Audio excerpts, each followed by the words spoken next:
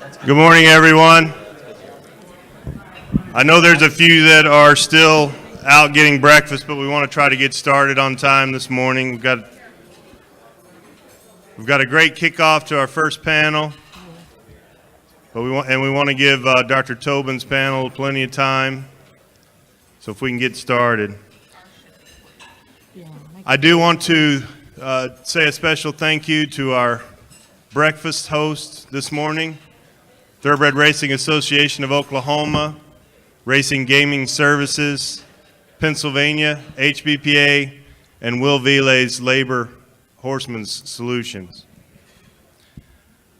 I also want to let everybody know, if you haven't figured it out as of yet, and we're working on getting the replacement. Unfortunately, the DRF brought the PM forms, not the AM forms, but they've already been contacted and should be here well in time before we leave. One other thing, we'll be talking about this a little bit later, but should be on everybody's table, some information revolving around the Thoroughbred Industry Employee Awards. A little side note, if you look on the bottom left-hand corner on one of those on your table and you see a green shamrock, have a little surprise for you outside. You get to choose from a donated shrink wrap products from Finish Line Stables and Stemmons Tack.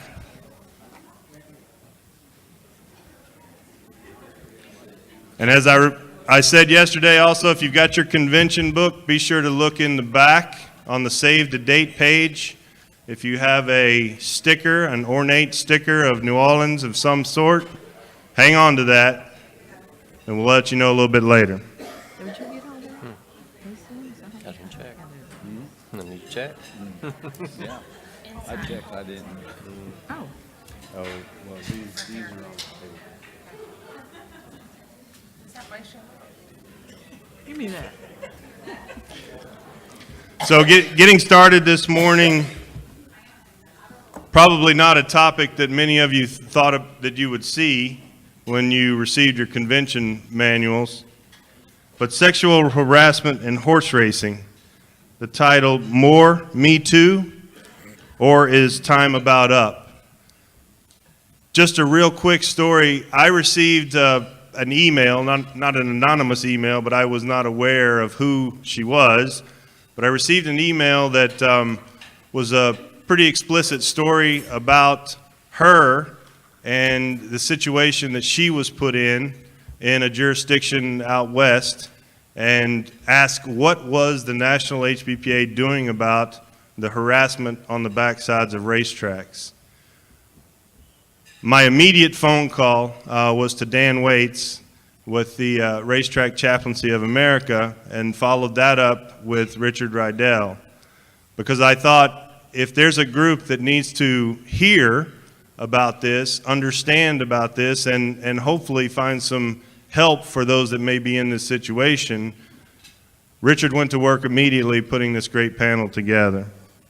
So Richard Rydell, Executive Director of the Kentucky Racing Health and Welfare Fund, is here along with our moderator, Lynn Schuler, the National HBPA Treasurer and Secretary, as well as the Executive Director of the Nebraska HBPA. As I mentioned, Dan Waits has joined us on the panel, the Executive Director of the Racetrack Chaplaincy of America.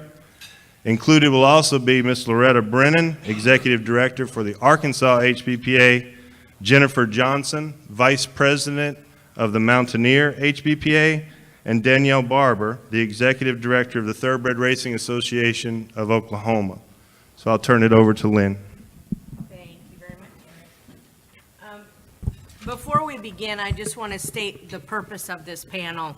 It's to start a conversation and a dialogue amongst ourselves here at the convention, and then hopefully it'll spread back to our home jurisdictions and into the workplace.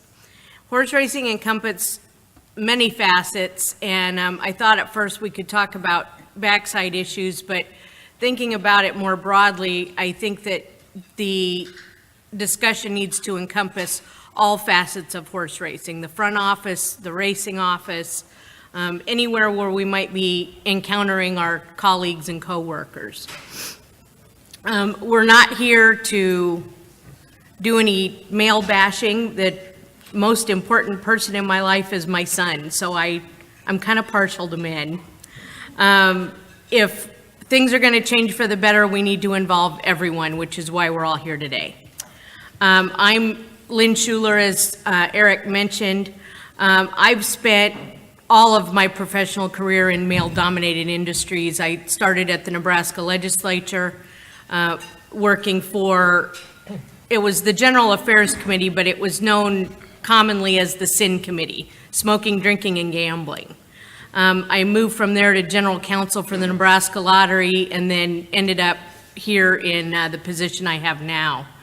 I would say probably I've encountered the least hostile environment here in horse racing, actually. I think maybe the legislature was probably the worst. I'm sure you can imagine. But this Me Too movement that you might have heard of is relatively new. It spread virally in October of last year. The original purpose of the movement was to empower women through empathy and information. It spread to 85 countries and is poised to reach the stable area near you soon. According to National Public Radio last year, a new campaign called Time's Up will work to distribute $13 million in a legal defense fund to help women in farm work and those in blue-collar jobs take action if they're victims of sexual assault or harassment in the work environment. Every day there are new articles, shows, and books concerning the topic, and we really need to understand what's going on in that environment. And so on that note, I would like to introduce you to our panelists this morning who will start the dialogue. Danielle Barber, to my immediate right, is a native of Oklahoma and attended Rose State College. She and her children, Brooklyn and Bo Barber, reside in Yukon, Oklahoma. In 2006, she joined the Thoroughbred Racing Association of Oklahoma and became the executive director in 2013. She is the president of the Oklahoma Equine Disaster Relief Fund and is a member of the TRAO Retired Thoroughbred Fund. When she's not busy with all of that, she's at a sporting event with her children. And thanks for being here, Danielle. Thank you. To her right is my good friend Loretta Brennan. She's been the executive director of the Arkansas HBPA for 25 years. Prior to her tenure with the Horsemen's Organizations, she served as a racing official for 1 year at Oaklawn and 9 years at Penn National. Native of Arkansas, she's a graduate of the University of Arkansas Little Rock, resides with her husband of 24 years, Terry, at their Gray Rock Farm in Percy, Arkansas. Terry has trained horses for over 40 years and is a longtime member of the Arkansas HBPA Board of Directors. Welcome, Loretta. Thank you. Next is Jennifer Johnson. Jennifer has been with the thoroughbred racing and breeding industry since birth. She's vice president of the Mountaineer HBPA. She's trained and exercised horses for over 30 years. Her family's been involved in racing for decades, and her father's been a trainer and breeder since coming from Ireland in 1956. Her grandfather was a jockey in Kentucky in the 20s and then became a trainer.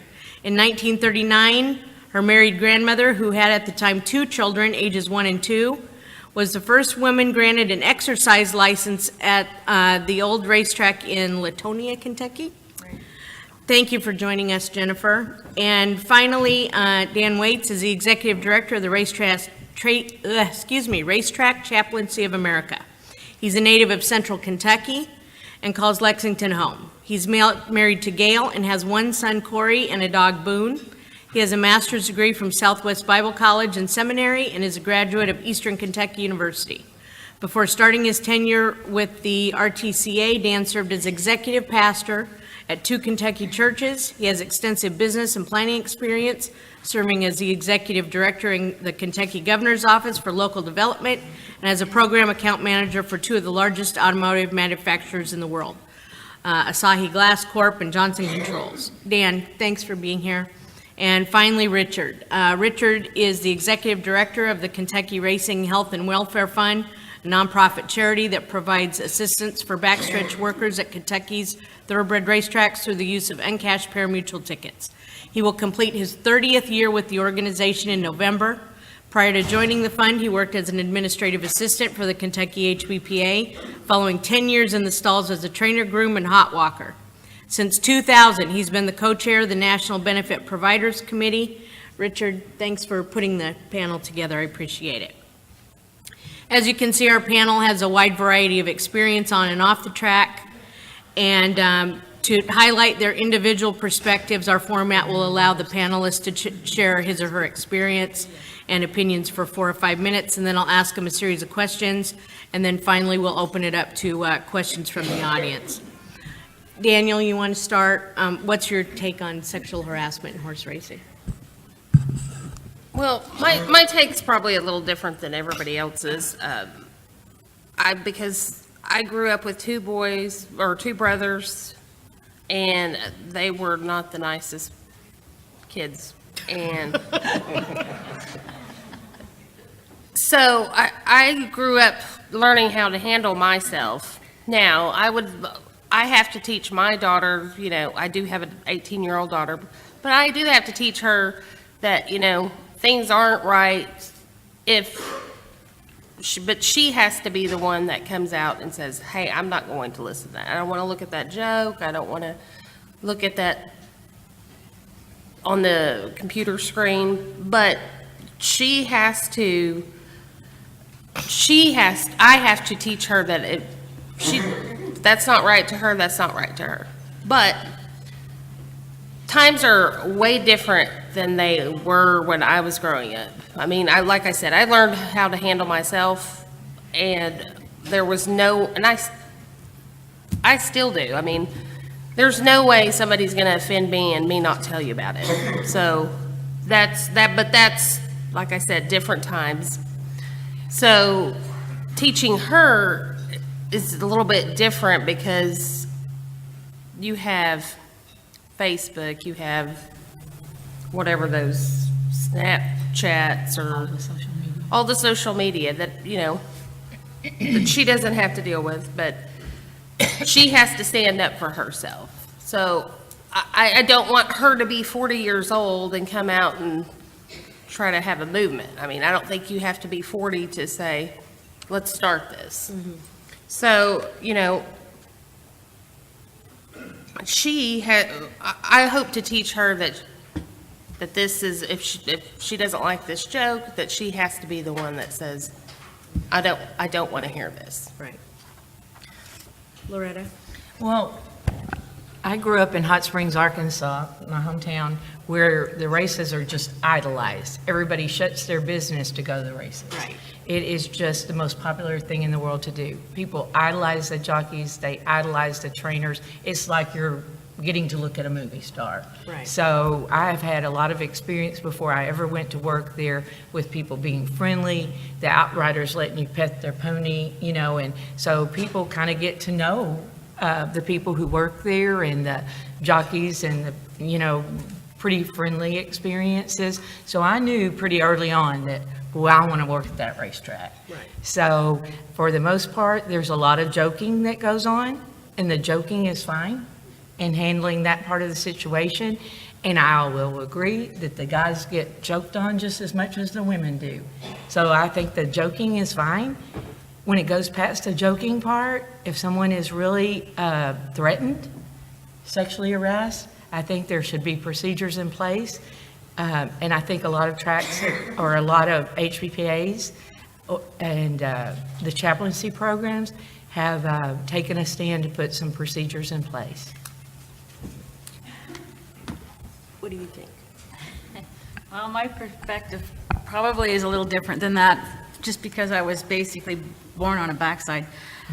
So I really never saw the front side for a long time. It was just horses, horses, horses. In that environment, you, as a child, when you grow up in a home, you know how to function because it's your home. So if there's something that's not right, you know what to do to be safe. So I think I did the same thing. I knew what to do to be safe. The people that would arrive as teenagers, I felt bad for them because I could see that they didn't know how to be safe. And I didn't, it was like being thrown out in the street, I guess, for some of them. And sometimes I try and go make a friend out of with that person, because if I didn't, I think they were going to get in more trouble real soon. So I think from that perspective, that's what I did. I'm the oldest of 6 kids, so I was really good at bossing people around. My 3 younger brothers, 2 younger sisters, so I always got the job to take care of somebody. So it worked out for me from that point of view. And I made sure my enjoyment came from working with horses, not the social aspect. I could have stayed on a farm. It wouldn't have mattered to me. I didn't need the social part of it. So it was a little bit easier for me in that regard. But Dan? Well, first of all, I won't get an opportunity, but I just want to thank the HBPA. I want to thank Eric and our partnership. It's amazing how the HBPA has supported chaplains all across the country, and we thoroughly appreciate the support. I looked up the definition for sexual harassment when I was putting my thoughts together. And it says uninvited or unwelcome verbal or physical behavior of a sexual nature, especially by a person in authority toward a subordinate, such as an employee or student. And that's Webster's definition. And I think that what we want to do is we want to provide safe environments all across, as I've mentioned before, not only onto the backside, but on the front side as well. We have an obligation and a duty to do that and to provide a safe environment for everybody. So one thing, when Eric first called me, I made sure that part of our chaplains training that we did this year at the national conference dealt with providing safe environments. And so we're going to, as a chaplaincy, we're going to continue to work in that regard and make sure that we can do our part, because everybody wants to work in a safe environment. They want to be respected and honored, and so that's our goal. Richard, how about you? Thanks, Lane. Being an employee of an organization that last year provided more than $1 million in health-related benefits to people mostly working on the backside of Kentucky's racetracks, and being involved with many of them on a confidential level, I have one perspective. Being the executive director of that organization and essentially being the supervisor for 5 women, and being the liaisons between the fund and the University of Louisville, which we partner with to create the Kentucky Racing Health Service Center, I have another. The center is staffed by 7 nurse practitioners. 2 have their doctorate in nursing, and a 3rd will have hers later this year. All 7 are women. All are now or have been faculty members at the university. They have all been through sensitivity training. The center also utilizes 2 interpreters, both women, and 7 to 10 advanced placement nursing students and foreign language students, usually very young women. Nursing is an industry dominated by women, so I asked one of our nurse practitioners if she had experienced sexual harassment. She told me that there might have been the odd off-color comment from one of her male peers, but she just shrugged it off. The same thing happened with 2 of the nursing students, where a stable employee made a comment about how pretty they were. The students laughed it off and reported the incident to the nurse practitioner. They did not want to make a formal report, and the matter was over. If the students had wanted to make a report, the stable employee would have been questioned, warned, and if appropriate, steps taken to find a new medical provider for him. Except for one of the nurses, I keep it strictly business with all of these women. No jokes, no kidding around, no failed attempts of trying to be charming or humorous. When I give a tour of Churchill Downs backside to the student nurses, my narrative contains nothing that can be misconstrued. My only attempt at humor is to ask the group which side of a horse has more hair. No one has answered that correctly.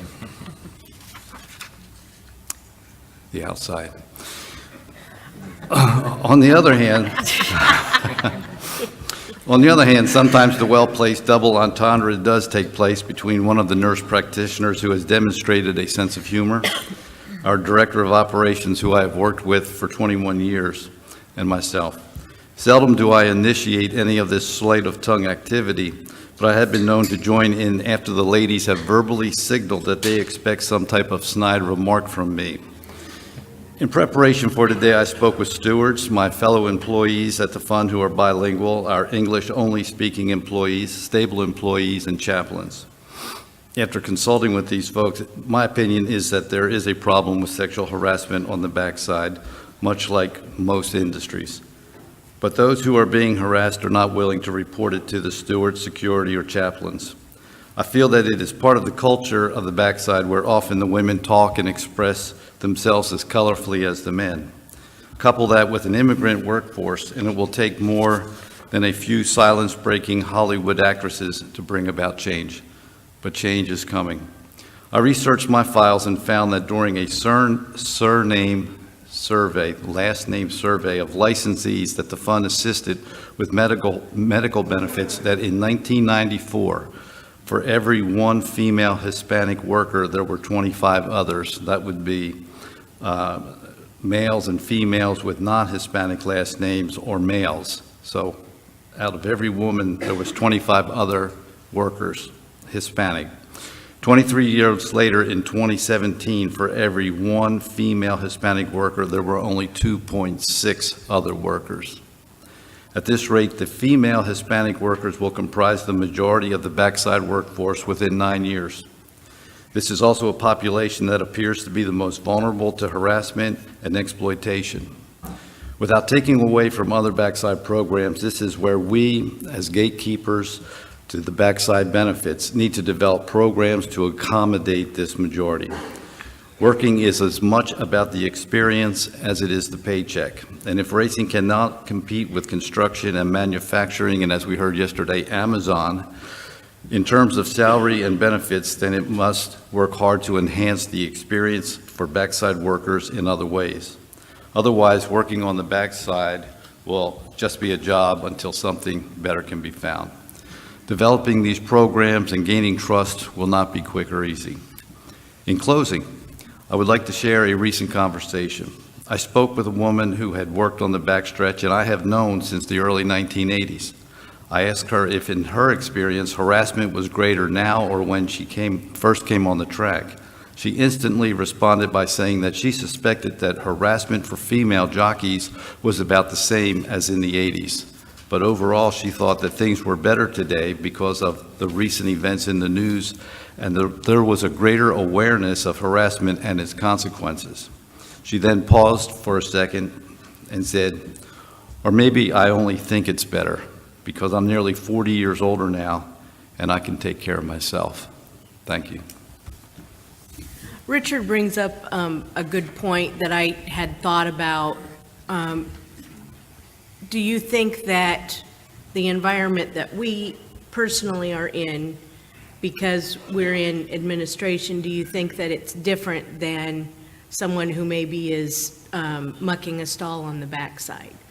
When I was getting ready for this panel, I was thinking about how it is somewhat unfair if you're a man in this environment, because there are things that, depending on the environment, I am not offended by in the least, where I would be extremely offended if it was in a different environment. I'll give you an example. One of my favorite people in the world, Leon Hall, who just passed, was an owner and a trainer for a very long time. He was an outrider at Exarban, and he called me honey and sweetie. I don't think he ever called me by my name, but I was honored that he did that, and I really appreciated it because that means that he had a lot of affection for me, and that meant a lot to me that he called me that. Now, if someone in a different environment called me honey or sweetie, I'd be highly offended. There are other situations where I feel maybe insulated because maybe somebody else is not. I'm fortunate because I'm surrounded by people, including my president and the executive director of the State Racing Commission. They're very protective of me.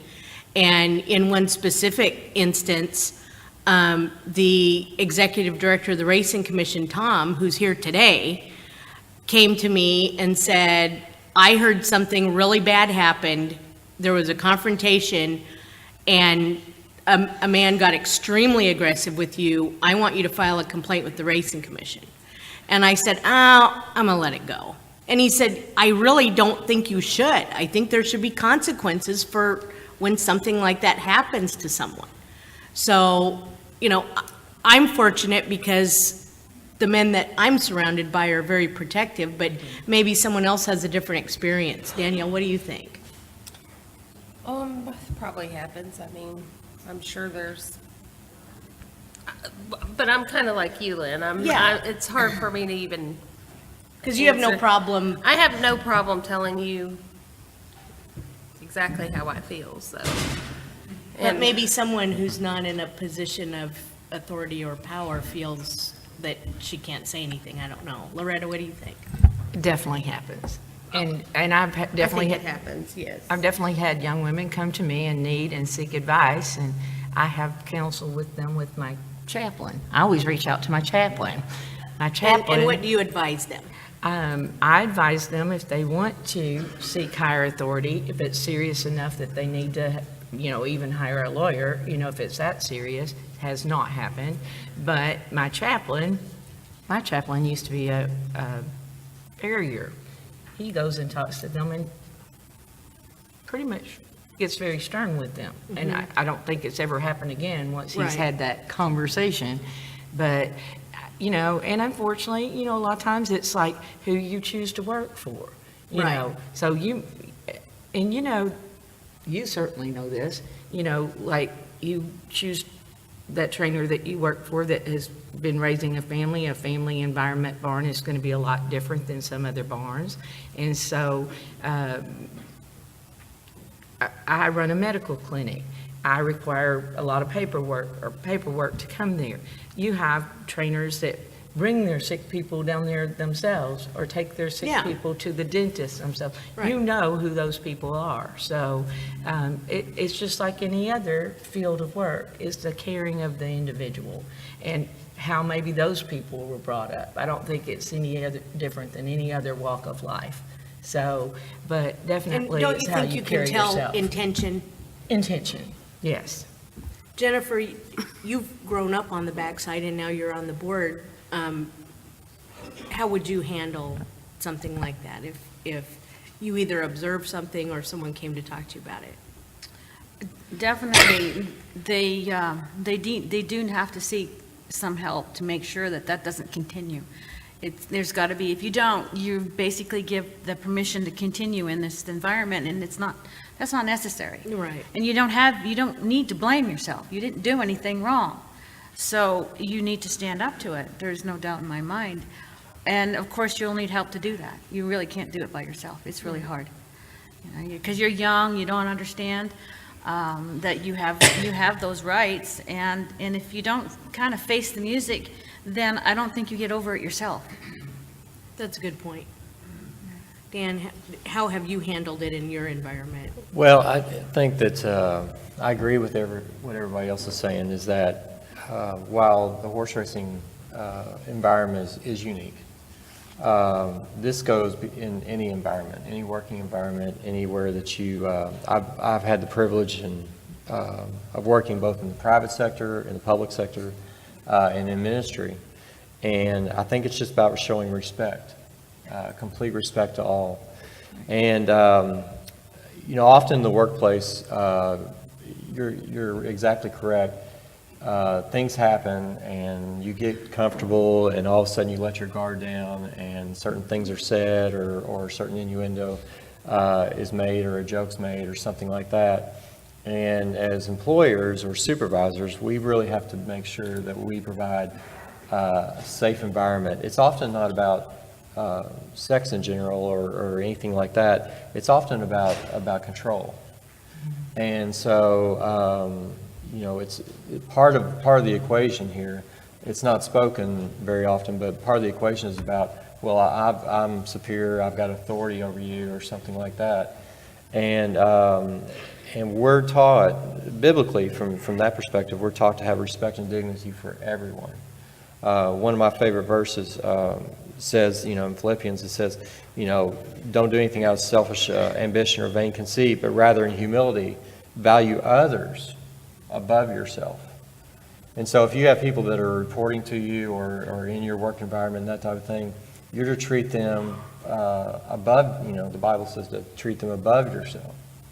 And so I think that's just a common goal that we should want to strive to be in any environment. That's a good point.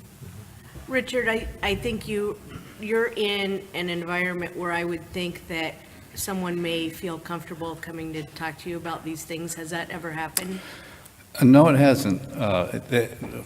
My female staff, they have talked, and the women did not, primarily Hispanic ladies, they didn't want to do anything other than just talk. Oh, right. I have a relationship with, a close relationship with 3 chaplains that I primarily work with. Knowing these guys, I would have no problem making a referral to the chaplains. In Kentucky, our state steward is a female, and after speaking with her, I would have no reservations about making a referral to her as well. Good point. Lynn, now, this is the racetrack. I will say, there's a lot of flavor to the talking. Yes. A lot of things are not going to change. Absolutely. That's where we chose to go, that's Yeah. where we've been all these years, Yeah. and we offer a lot of flavor. Well, and once again, I think it's the intent. I will say the most blatant sexual harassment I have ever experienced was at the racetrack, but I was representing a horseman at a hearing. We were about to walk into the hearing. My son was an infant at the time. He made a comment to me right before we walked in that was so shocking, it took my breath away. I would repeat it, but I can't. And I'm not saying that all of us didn't maybe have one of those Yeah. instances. Yeah. And I remember walking into that hearing, and I remember the stewards looking at me funny. And when he left, they said, "You all right? What's wrong?" And I just blurted out what he said. 2 of the state stewards, one of them just passed, Jim Haberlin, immediately got up, followed the guy out, came back, sat down, and said, "It's not going to be a problem." And I said, "What'd you say to him?" And they said, "We don't want to say." I never had a problem with that guy again, and as a matter of fact, he avoided me and avoids me to this day. So I still don't know what happened, but, it was addressed immediately. But, I remember thinking to myself, you idiot, you're going to say that to your lawyer? If you're going to say that to your lawyer right before a hearing, what would you say to a person helping muck a stall? That's exactly right. So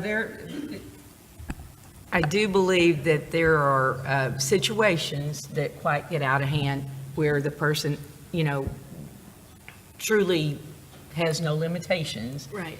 And truly needs to be addressed. But that's sometimes where our presidents, come involved. Right. Don't think that, like President Rick Howes wouldn't be in tune to maybe speaking to one of those persons. He wouldn't hesitate. No, he wouldn't hesitate. Neither would Judge Walmsley. Oh, goodness. Neither would Judge Walmsley. Danielle, how do you think we can do better?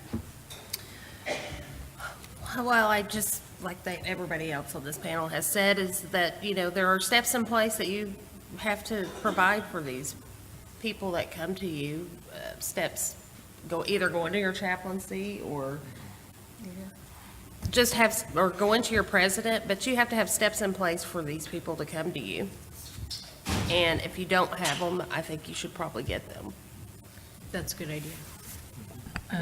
Mrs. Campbell, Mike Campbell's wife, shared with me a form that they now have that you can obtain in their office, that you can fill out a formal complaint. In Arkansas, we currently don't have that, but I don't know how many people would actually feel comfortable doing that. Yeah, But yeah. But they do have that in place.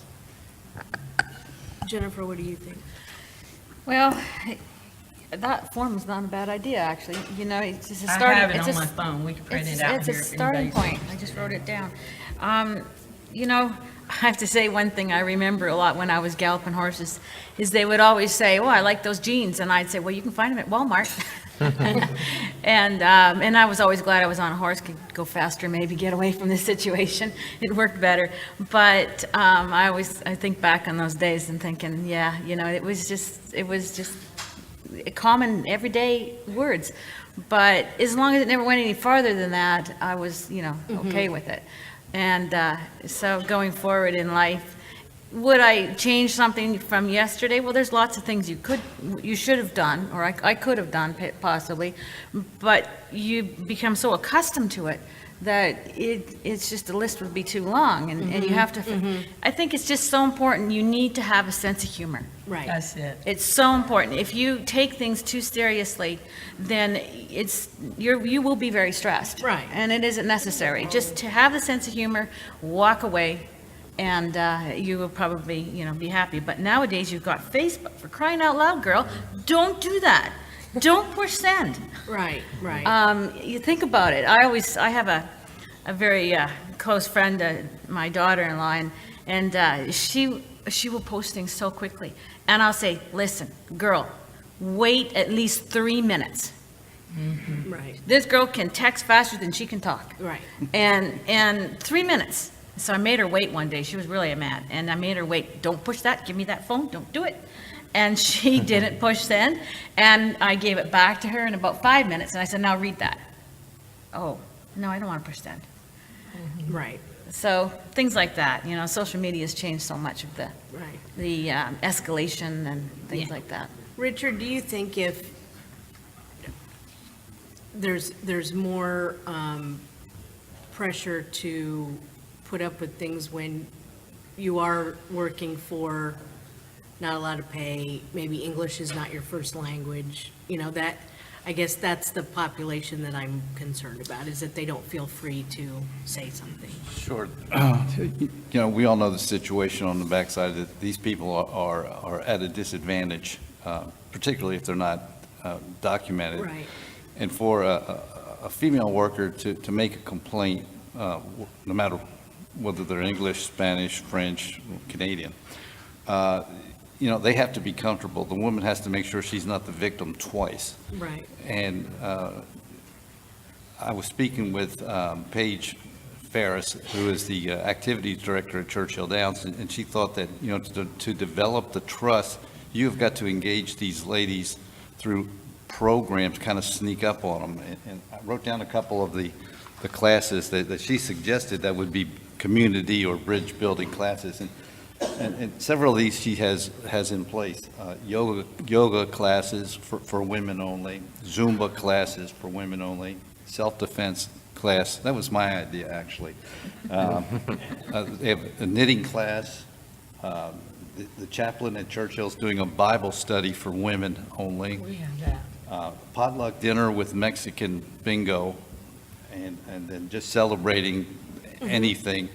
And there's no theme of trying to, other than just to build trust.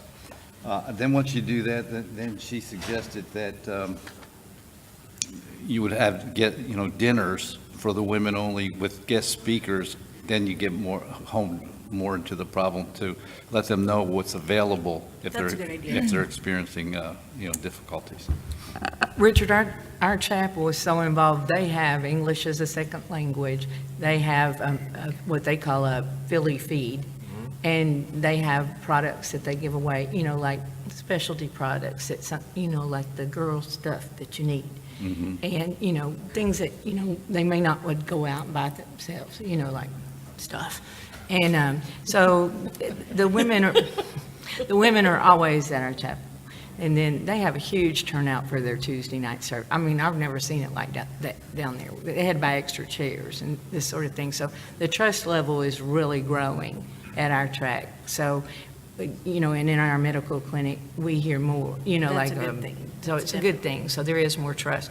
But I think we have more trouble than sexual harassment with just people acting ugly at the barn, like you're not throwing pitchforks and, Right, this right. sort of thing. And, so it's like, we probably need more about anger management control or, that sort of thing. Then we have about 10 minutes. Okay. At this time, so I can stick to Eric's timeline, if anyone has any questions for any of the panel, please feel free. Yeah. What Leslie Loretta just said is one of the big issues, because I think sometimes the trainers don't realize that when you can sexually harass a man, too, That's right. it's not just women, and it doesn't have to be an opposite sex thing. Women can sexually harass women. Right. We have to be aware of that.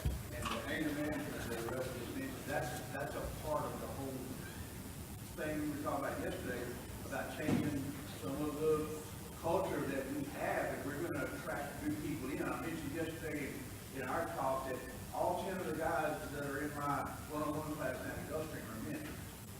That's unusual, and I don't know if it's just because, but, you know, we usually have to go to the barns and convince the women that they can come and do that, because they do tend to stay, you know, feel like they are not as able to do things like that. So, that comment there. The other thing I was gonna ask, the question is that, you know, is it the same, Richard, you might address this as you talk about that, they come to the health thing, but what do we do about the situations where the male has been in that kind of situation, and he comes, and we talk about, you know, everything's equal, but we don't consider that sexual harassment or abuse as we do with the women. Have you had any experience with that in your situation? Experience with the male being harassed? Read. We call it abuse rather than harassment. Not with the males. There's certainly a distinction that should be made with either males or females of sexual harassment versus the joking around versus the sexual assault or sexual exploitation. I mean, that's there's a wide gap there. But specifically for males being harassed or exploited, we have no experience with that. But I'm sure it goes on. Loretta, do you have experience with male harassment? You know, a little bit I do, and some of the women are just as colorful as the men, truthfully, and we have more female trainers, and absolutely, some of the women are just as colorful as the men. And make them feel uncomfortable and. Make them feel uncomfortable and have just as colorful language going on. Right. Thanks, Reed. Yes, in the back.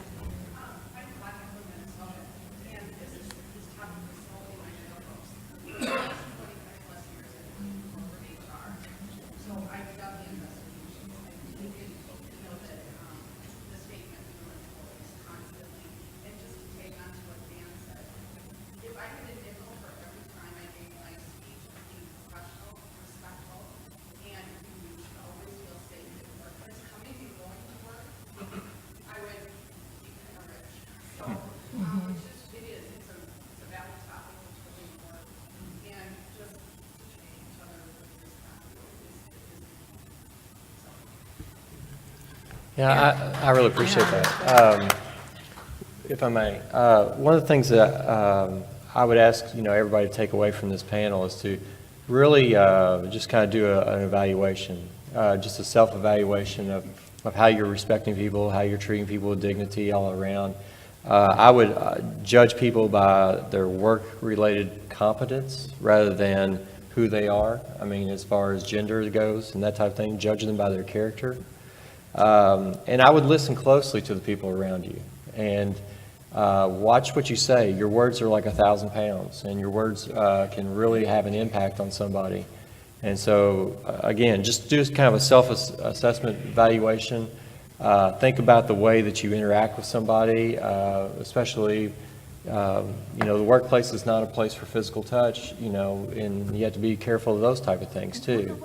Just again, just to really evaluate yourselves and evaluate your environments and really make them, again, safe, healthy places to work. Eric? Dan, actually several of you, but Dan in particular said said the word environment several times, but the experiences that I've had, and then I struggle with the advice, at some point, the individual has got to get out of that environment.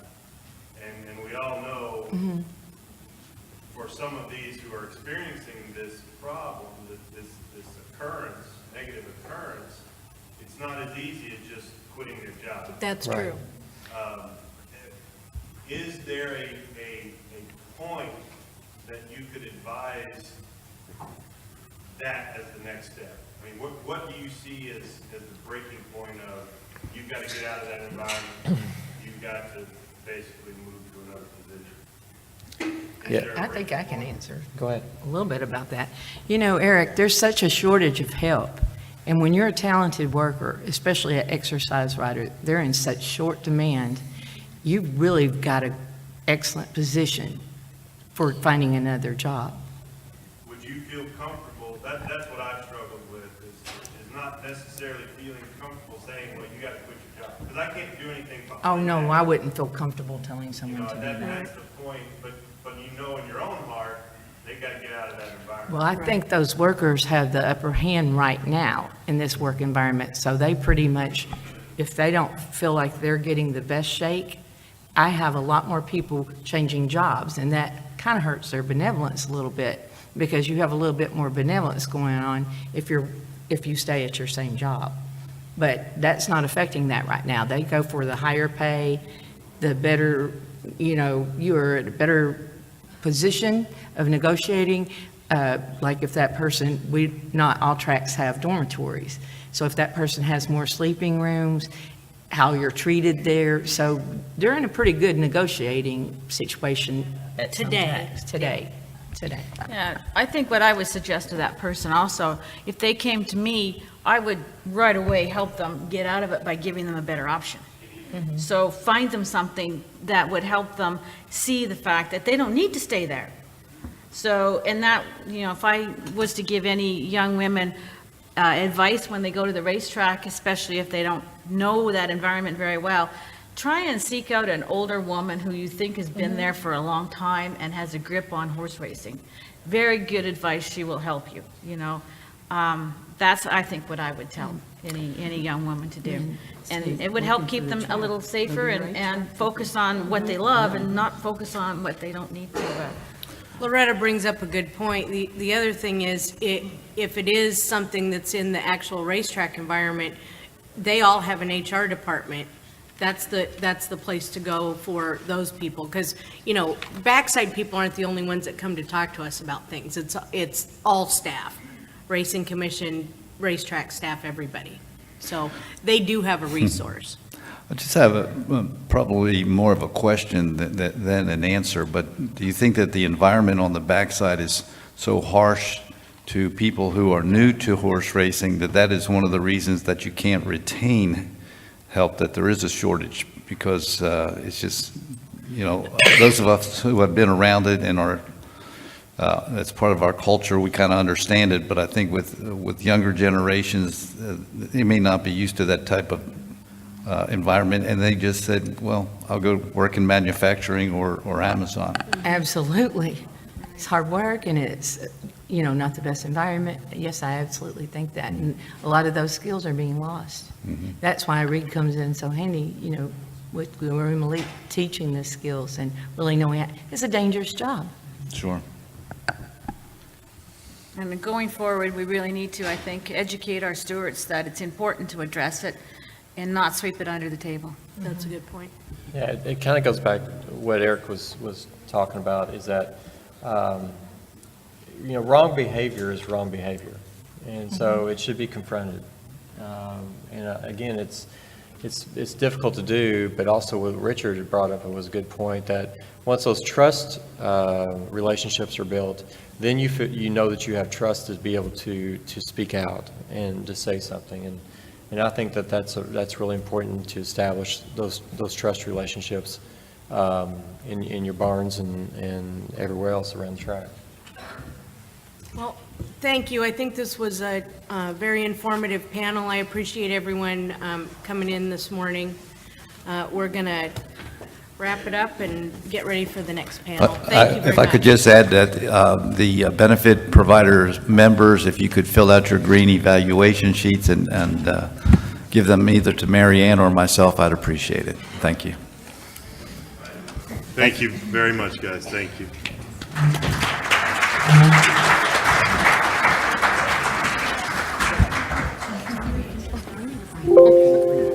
Thank you all.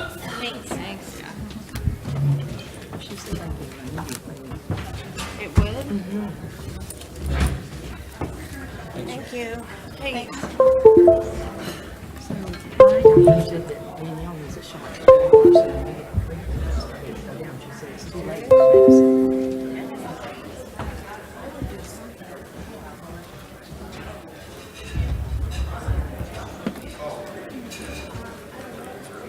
I know you in all your years have seen it all. I think I've seen it all.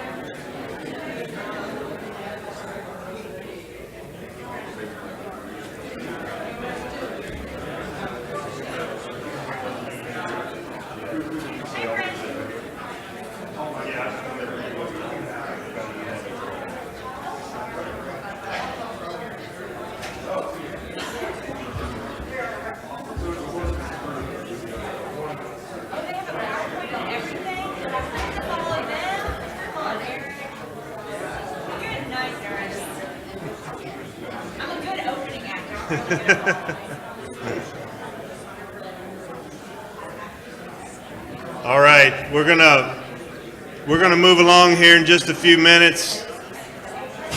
But as a reminder,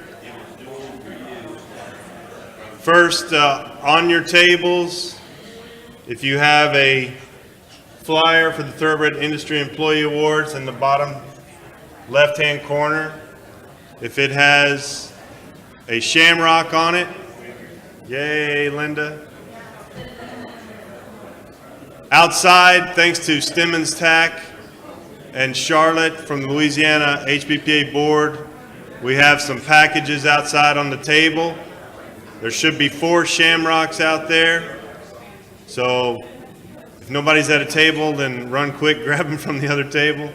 But the shrink wraps are out there, and again, thanks to Stemmons Tack and Charlotte Clavier for all the help and support.